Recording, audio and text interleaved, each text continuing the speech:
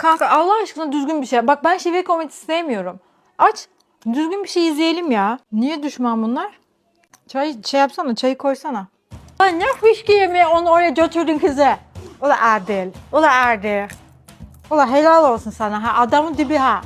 Ya bu Sevcan sevilecek karı mı ya? Orası bak hallere bak, hareketlere bak ya. Ulan şu cezibin hareketlere bayılıyorum ya. Başka film açacaksın. Ula fışkıyı yersin şimdi benden ha. Otur izle.